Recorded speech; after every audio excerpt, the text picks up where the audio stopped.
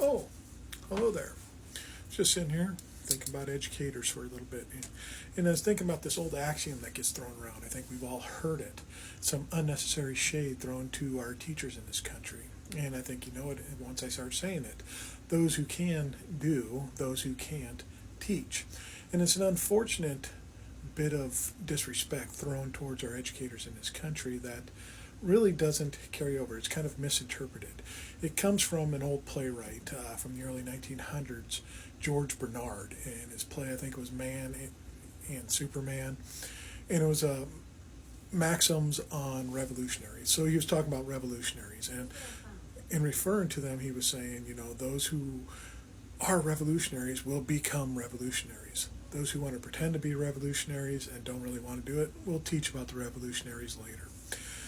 And it got carried over into the education system. And from what I found in my own life, my own just seeing what goes on in my own education, my work that I deal with a lot of teachers with, it just doesn't hold a lot of water because they do know what they're talking about. And they just build on the kind of precept that society's built upon. We pass forth the information and knowledge that we've learned and gained here and hope future generations build upon it.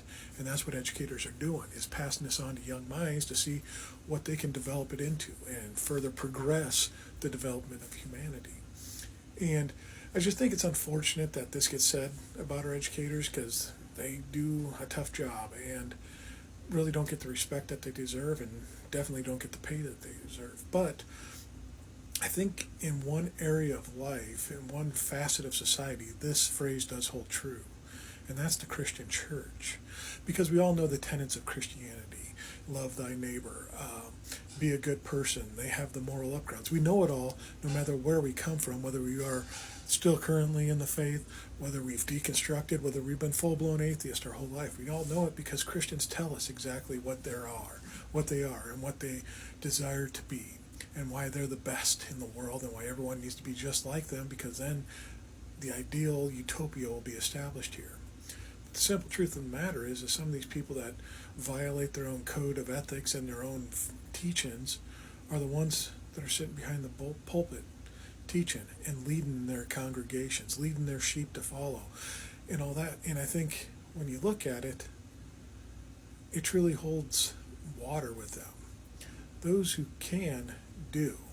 So when you see the Christians in the world that are actually performing things, you can say, wow, you're really distilling some Christian virtue out here. I can really see it with you.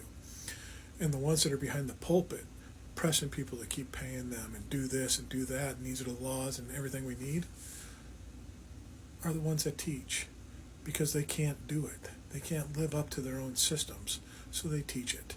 So when it comes to Christianity, this phrase holds very true. Those who can do it will do it, and you'll see it every day.